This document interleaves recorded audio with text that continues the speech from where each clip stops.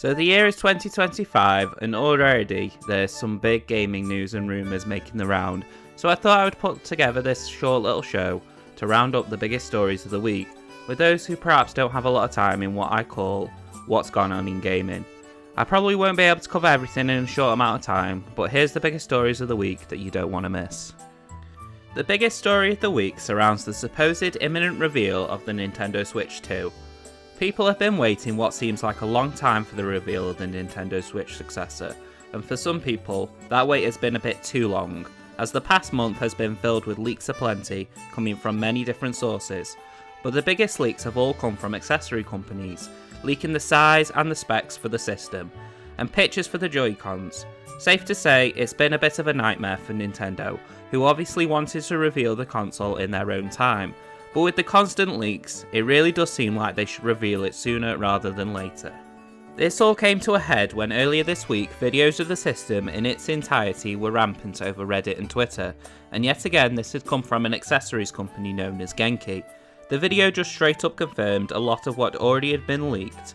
The bigger screen and Joy-Cons being magnetic were confirmed, meaning that it's very little that we don't know about the Switch 2 already, without it being revealed officially by Nintendo. Meaning all those that have revealed anything to do with the Switch 2, count your days, they are numbered. There are a few companies out there that you want to mess with, and Nintendo aren't exactly known for being a reasonable and forgiving company. So what did Nintendo do now? They already confirmed that the reveal would be coming in before the end of the fiscal year, which gives them till the 31st of March, but it would be rather silly for Nintendo just to let the leaks keep on coming, and just reveal the console and keep a handle on it. And it looks like Nintendo might be responding to the leaks by doing just that. It could not mean anything, but the Japanese Nintendo Twitter account uploaded this as their cover photo, which is clear that Mario and Luigi are getting ready to reveal something. And this is exactly what they did back in 2016, when they got ready to reveal the original Switch. And with Genki also supposedly knowing the Switch 2's release date being in April of this year, it really does seem like we'll be finally getting the reveal sooner rather than later.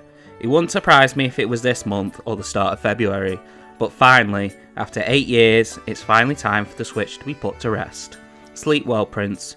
Nintendo well and truly got every drop it possibly could out of you, and may you rest with the system equally as powerful as you, the Leapfrog tablet. Another story that I wanted to cover that seems to be getting little attention, but definitely warrants it, is about the industry's favourite punching bag, Ubisoft. This is the story that was reported by YouTube channel People Make Games, and in the video, they claim that both physical and mental abuse happened at the support studio for Assassin's Creed Shadows based in Indonesia. A certain individual used their position of power to abuse a member of staff under their wing, which included themselves forcing the employee to film themselves slapping themselves 100 times, and not letting them sleep for 4 days, and many other horrible stuff that no other human being should do to another. This abuse has been brought forward to Ubisoft, who have released a statement saying how they were deeply disturbed by the reports and they highly condemn any abuse. A typical PR response you would expect from a company, but this just seems like an added pile onto the ever-loading disaster of once was a respected great gaming company that Yves Guillemot seems intent on running into the ground. With the terrible launch of Skull and Bones, with the release and shutting down of X-Defiant, and Assassin's Creed Shadows getting delayed not once, but twice. Now it really does feel like Shadows is what Ubisoft are riding on, and if the game fails to meet sales expectations, Ubisoft could be no more. Which some people may say good riddance. Ubisoft has had a terrible reputation in the past decade, and a lot of it is for a good reason.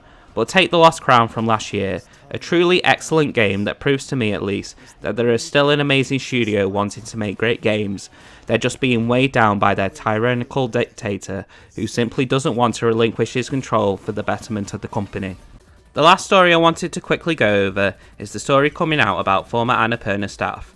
If you didn't know, Annapurna, the indie publishing label, best known for publishing games such as The Outer Wilds, Neon White and Stray, had a mass company exodus last summer, as a disagreement between management and the employees led to all the employees leaving Annapurna, in a move which was massively shocking, as Annapurna, along with Devolver Digital, are two of the biggest publishers in the industry, and one of them having no staff laid questions on how Annapurna would survive and publish their upcoming projects.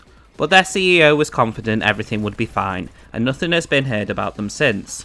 But this week it was confirmed that the former staff have found themselves a new job within the former Take-Two publishing label, Private Division. They were recently let go by Take-Two, as they claimed they were only in the market for big hits. So incredible games such as Rollerdrome and Hades were not big enough for Strauss-Zelnick, so ultimately decided to let them leave. It's nice to hear that both Private Division and the members of the staff from Annapurna have been able to find their feet, because the indie scene is such a vital part in the industry. The gaming would be so much worse without. Yeah, everyone loves the heavy hitters like your GTAs and Halos, but they take so long to come out that having smaller, more personal indie games in between the heavy hit releases keeps the industry flying high. And a lot of the time, those indie games end up being just as good, or in some cases better than a lot of the AAA releases. These are just some of the biggest stories of the week. January is obviously a pretty quiet month, so this is nothing like what we get in the summer, apart from the Switch 2 news, which is obviously massive. And this is just something I'm trialling, so let me know any thoughts and it's something you would like me to carry on with, and I'll do this weekly. So Happy New Year everyone, thank you for watching, and hopefully I will see you again.